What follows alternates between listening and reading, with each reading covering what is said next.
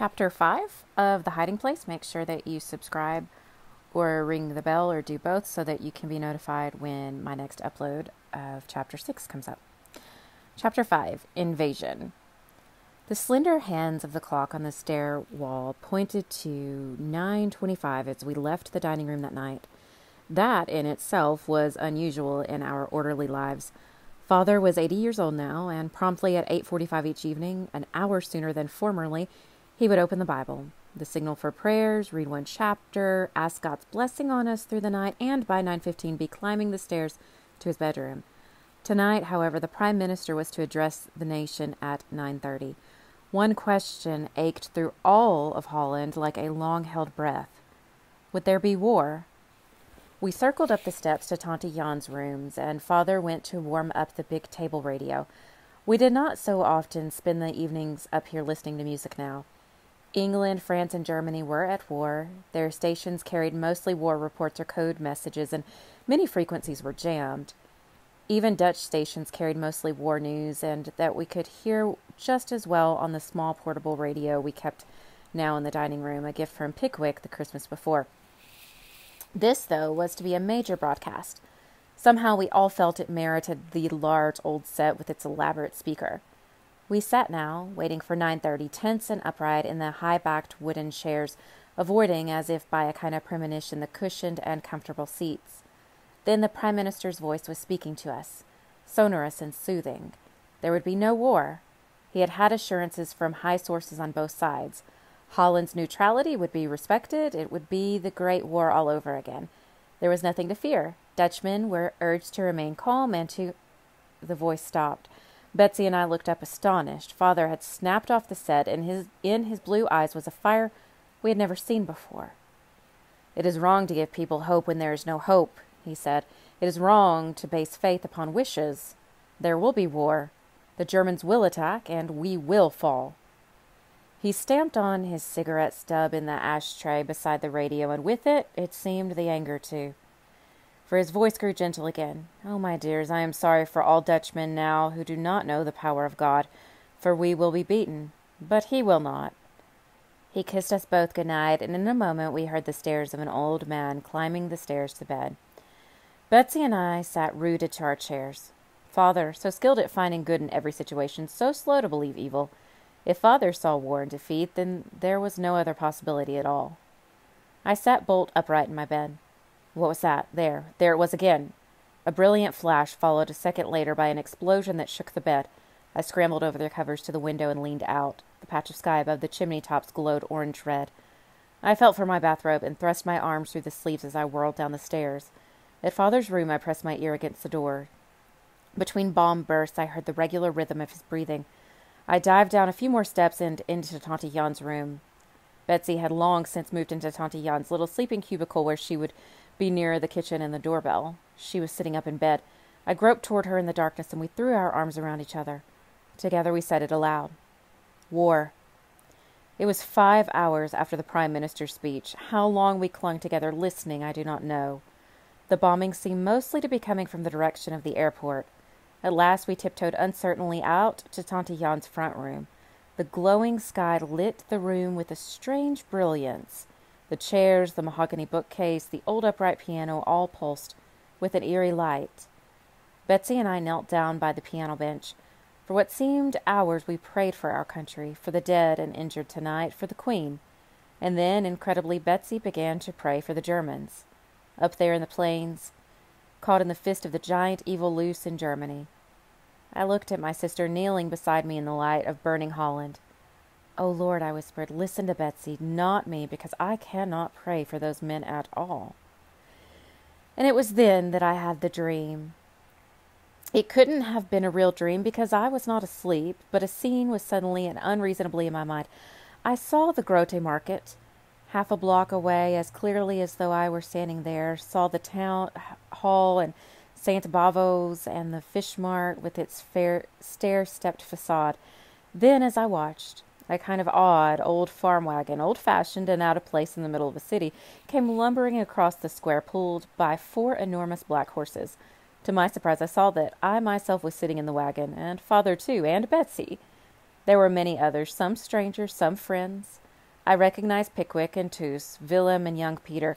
All together we were slowly being drawn across the square behind those horses.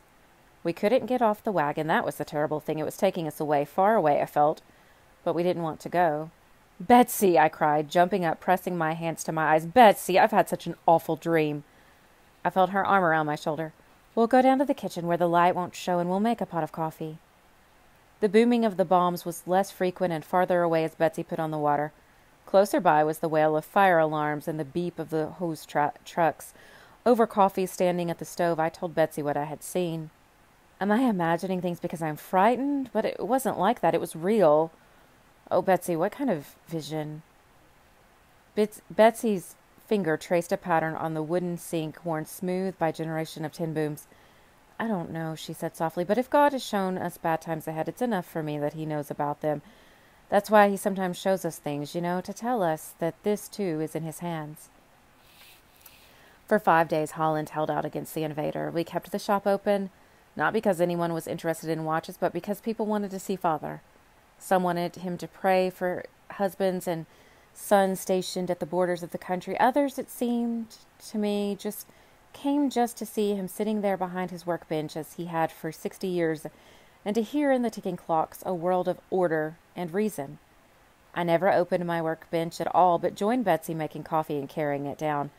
We brought down the portable radio, too, and set it up on the display case.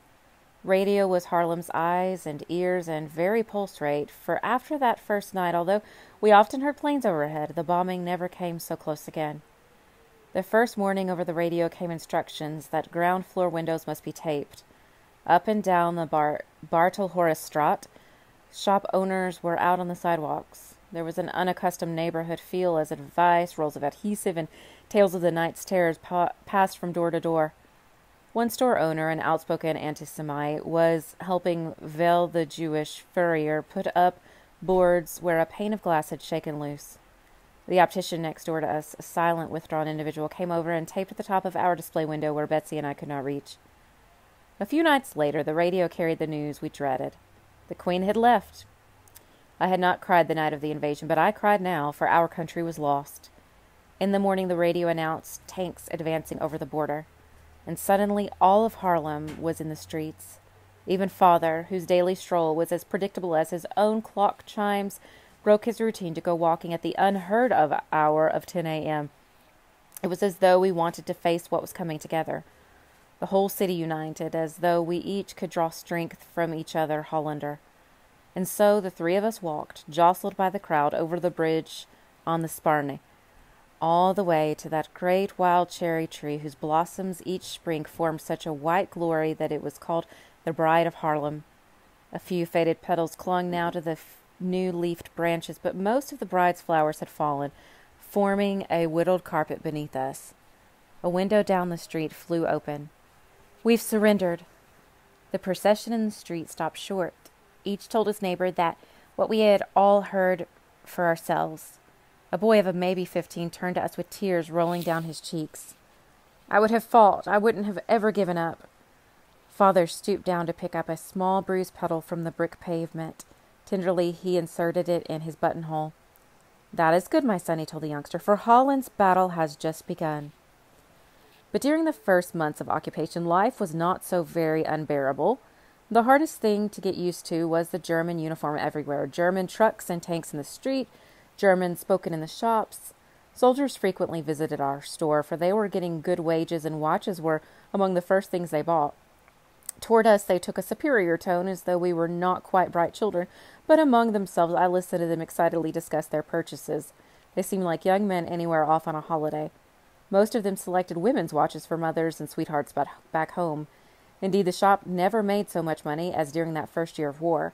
With no new shipments coming in, people bought up everything we had in stock, even the Windeldochters, the shop daughters' merchandise that had lain around so long it seemed part of the furniture. We even sold the green marble mantel clock with the twin brass cupids. The curfew at first, was no hardship for us, since it was originally set at 10 p.m., long after we were indoors in any case. What we did object to were the identity cards that each citizen was issued. These small folders containing photograph and fingerprints had to be produced on demand. A soldier or a policeman, the Haarlem police were now under the direct control of the German commandment, might stop a citizen at any time and ask to see his card. It had to be carried in a pouch around the neck. We were issued ration cards, too, but at least that first year, the coupons represented food and merchandise actually available in the stores. Each week, the newspapers announced what the current coupons could be exchanged for. That was another thing it was hard to adjust to. Newspaper that no longer carried news. Long, glowing reports of the success of the German army on its various fronts, eulogies of German leaders, denunciations of traitors and saboteurs, appeals for the unity of the Nordic peoples, but not news that we could trust. And so we depended again on the radio. Early in the occupation, Haarlemers were ordered to turn in all private sets. Realizing that it would look strange if our household produced none at all, we decided to turn in the portable and hide the larger, more powerful instrument in one of the many hollow spaces beneath the old twisting staircase. Both suggestions were Peter's.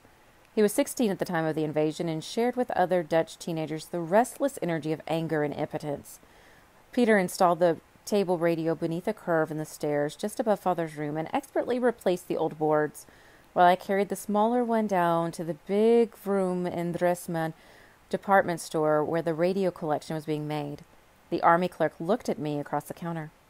"Is this the only radio you own?" "Yes." He consulted a list in front of him. Ten Boom, Caspar, Ten Boom, Elizabeth, at the same address. Do either of them own a radio? I had known from childhood that the earth opened and the heavens rained fire upon liars, but I met his gaze. No. Only as I walked out of the building did I begin to tremble, not because for the first time in my life I had told a conscious lie, but because it had been so dreadfully easy. But we had saved our radio. Every night Betsy or I would remove the stair tread and crouch over the radio, the volume barely audible, while the other one thumped the piano in Tante Jan's room as hard as she could so to hear the news from England. And at first the news over the radio and the news in our captive press was much the same. The German offensive was everywhere victorious. Month after month, the free Dutch broadcast could only urge us to wait, to have courage, to believe in the counter-offensive which must surely some day be mounted. The Germans had repaired the bomb damage to the airport and were now using it as base for air raids against England. Night after night, we lay in bed listening to the growl of engines heading west. Occasionally, English planes retaliated, and then the German fighters might intercept them right over Haarlem.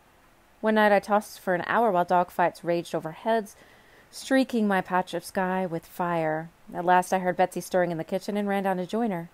She was making tea. She brought it into the dining room where we had covered the windows with heavy black paper and set out the best cups.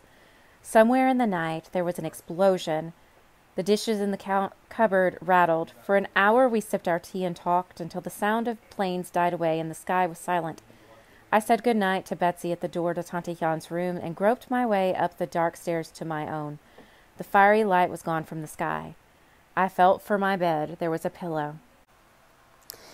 Then in the darkness my hand closed over something hard. Sharp, too. I felt blood trickle along a finger. It was a jagged piece of metal 10 inches long. "Betsy!" I raced down the stairs with the shrapnel shard in my hand. We went back to the dining room and stared at it in the light while Betsy bandaged my hand. "On your pillow," she kept saying.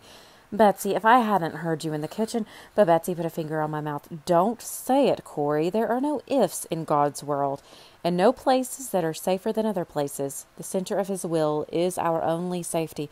Oh, Corrie, let us pray that we may always know it." The true horror of the occupation came over us only slowly. During the first year of German rule, there were only minor attacks on Jews in Holland. A rock through the window of a Jewish-owned store, an ugly word scrawled on the wall of a synagogue. It was as though they were trying us, testing the temper of the country. How many Dutchmen would go along with them? And the answer to our shame was many. The National Socialist Bond, the Quisling Organization of Holland, grew larger and bolder with each month of occupation. Some joined the NSB simply for the benefits, more food, more clothing coupons, the best jobs and housing. But others became NSBers out of conviction. Nazism was a disease to which the Dutch, too, were susceptible, and those with an anti-Semitic bias fell sick of it first.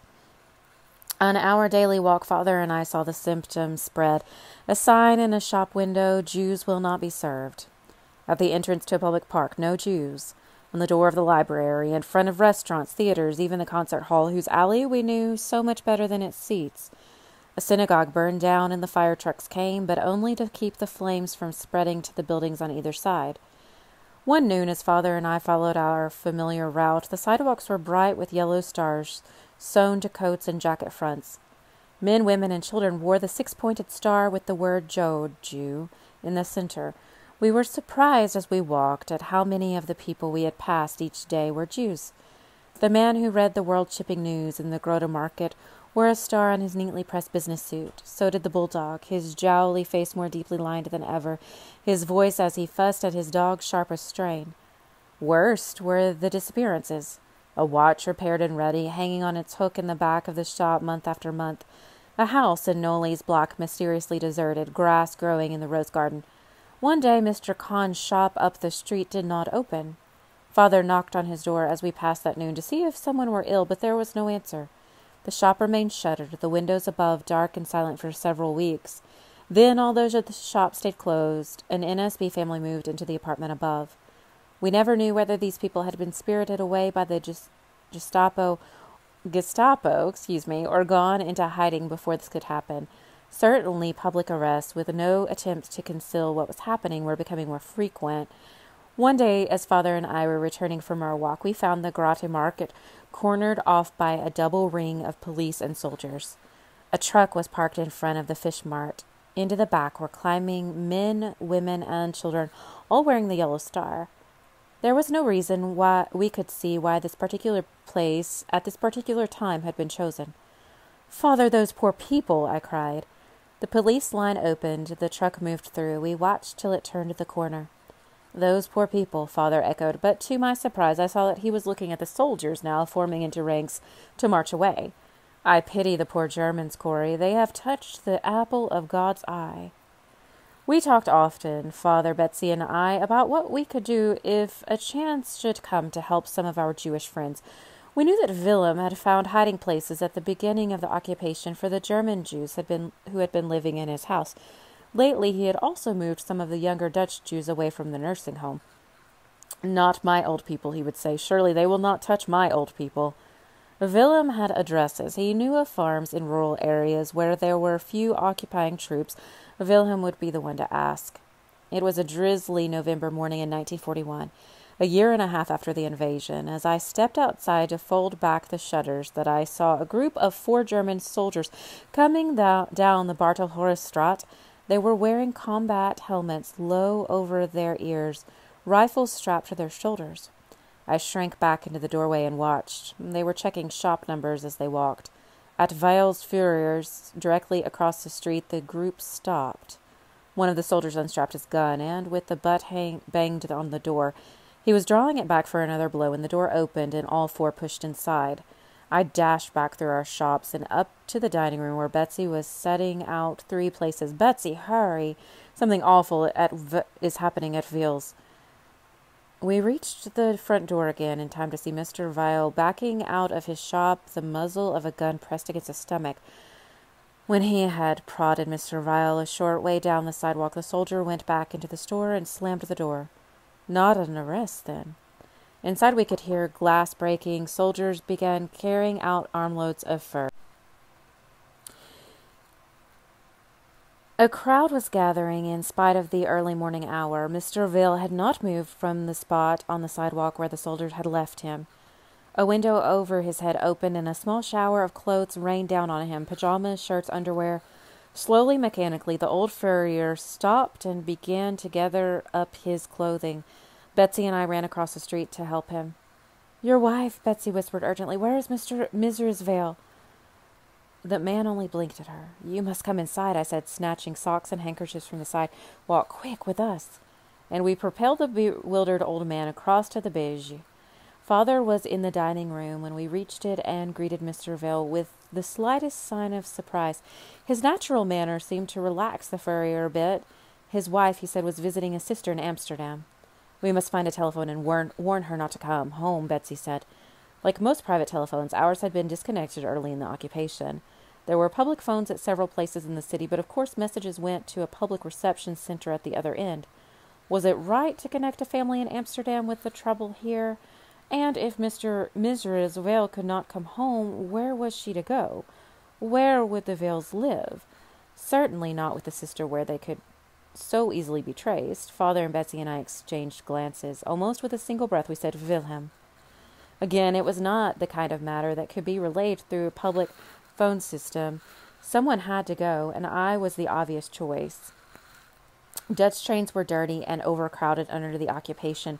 The trip that should have taken under an hour took nearly 3. Wilhelm was not there when I finally reached the big nursing home just after noon, but Tinny and their 22-year-old son Kik were. I told them what had happened on the Bartel Horestraat and gave them the Amsterdam address.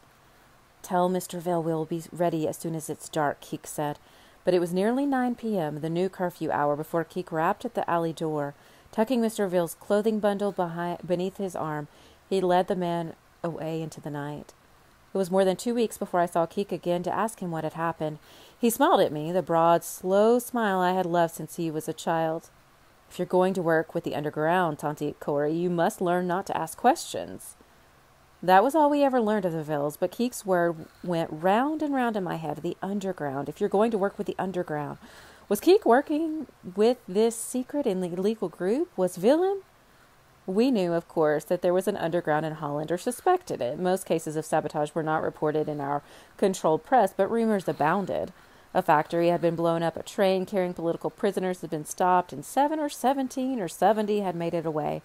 The rumors tended to get more spectacular with each repetition, but always they featured things we believed were wrong in the sight of God. Stealing, lying, murder. Was this what God wanted in times like these? How should a Christian act when evil was in power? It was about a month after the raid on the first shop that Father and I, on our usual walk, saw something so very unusual that we both stopped in mid-stride. Walking toward us along the sidewalk, as so many hundreds of times before, came the bulldog with his rolling, short-legged gait. The bright yellow star had by now ceased to look extraordinary. So what? And then I knew what was wrong. The dogs. The dogs were not with him. He passed without seeming to see us. With one accord, Father and I turned around and walked after him. He turned a number of corners while we grew more and more embarrassed at following him without any real excuse. Although Father and he had tipped their hats to each other for years, we had never spoken and did not even know his name. At last the man stopped in front of a small second-hand shop, took out a ring of keys, and let himself in. We looked through the window at the cluttered interior. Only a glance showed us that this was more than the usual hodgepodge of bric-a-brac and hollow-seated chairs. Someone who loved beautiful things had chosen everything here. "We must bring Betsy," I said. A little bell over the door jingled as we stepped in. Astonishing to see the bulldog, hatless and indoors, unlocking a cash drawer at the rear of the store. "Permit an introduction, sir," Father began. "I am Corrie Ten Boom, and this is my daughter Cornelia." The bulldog shook hands, and I noticed the deep creases in the sagging cheeks. "Harry de Vries," he said. "Mr. de Vries, we've so often admired your affection for your bulldogs. We hope they are well?" The squat little man stared from one of us to another. Slowly, the heavy-rimmed eyes filled with tears. "Are they well?" he repeated. "I believe they are well. I hope that they are well. They are dead." "Dead," we said together. "I put the medicine in their bowl with my own hands, and I petted them to sleep. My babies, my little ones, if you could have only seen them eat. I waited, till we had enough coupons for meat. They used to have meat all the time." We stared at him dumbly. "Was it," I adventured at last, "was it because of the rationing?" With a gesture of his hands, the little man invited us into a small room in the back of the shop and gave us chairs. "Miss Ten Boom, I am a Jew. Who knows when they will come to take me away? My wife, too, although she is a Gentile, is in danger because of her marriage." The bulldog raised his chin so high, his jowls stretched taut. "It is not for ourselves we mind. We are Christians, Cato and I. When we die, we will see Jesus, and this is all that matters." But I said to Cato, "What about the dogs? If we are taken away, who will feed them? Who will remember their water and their walk? They will wait and we will not come, and they will not understand. No. This way my mind is at ease."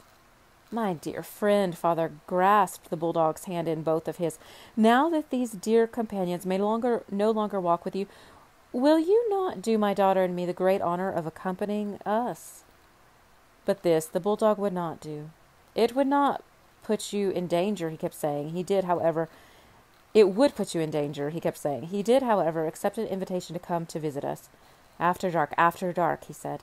And so one evening the following week, Mr. de Vries came to the alley door of the Beige, bringing his sweet, shy Cato, and soon she and Harry were almost nightly visitors in Tante Jan's front room. The bulldog's chief delight at the Beige, after talking with father, were the tomes of Jewish theology now housed in Tante Jan's big mahogany case. For he had become a Christian some 40 years earlier without ceasing in the least to be a loyal Jew.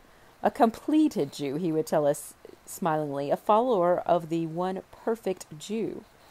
The books belonged to the rabbi of Haarlem. He had brought them to father more than a year before, just in case I should not be able to care for them indefinitely. He had waved a bit apologetically at the procession of small boys behind him, each staggering under the weight of several huge volumes. My little hobby, book collecting, and yet, old friends, books do not age as you and I do. They will speak still when we are gone, to generations we will never see. Yes, the books must survive. The rabbi had been one of the first to vanish from Haarlem.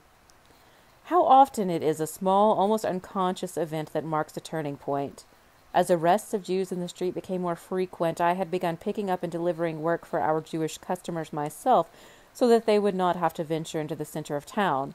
And so one evening in the early spring of 1942, I was in the home of a doctor and his wife. They were a very old Dutch family. The portraits on the walls could have been a textbook of Holland's history. The Heemstrasse and I were talking about the things that were discussed whenever a group of people got together in these days, rationing and the news from England, when the downstairs piped a childish voice, "Daddy, you didn't tuck us in." Dr. Heemstrasse was on his feet in an instant. With an apology to his wife and me, he hurried upstairs, and in a minute we heard a game of hide-and-seek going and shrill laughter of 2 children. That was all. Nothing had changed. Mrs. Heemstra continued with her recipe for stretching the tea ration with rose leaves, and yet everything was changed. For in that instant, reality broke through the numbness that had grown in me since the invasion. At any minute there might be a rap on this door. These children, this mother and father, might be ordered to the back of a truck. Dr. Heemstra came back to the living room, and the conversation rambled on, but under the words a prayer was forming in my heart. Lord Jesus, I offer myself for your people in any way, any place, any time. And then an extraordinary thing happened. Even as I prayed, that waking dream passed again before my eyes. I saw again those 4 black horses and the Grote market, as I had on the night of the invasion. I scanned the passengers drawn so unwillingly behind them. Father, Betsy, Wilhelm, myself, leaving Haarlem, leaving all that was sure and safe, going where? And that was the conclusion of Chapter 5. Make sure to subscribe or press the bell so that you can be notified when I upload Chapter 6.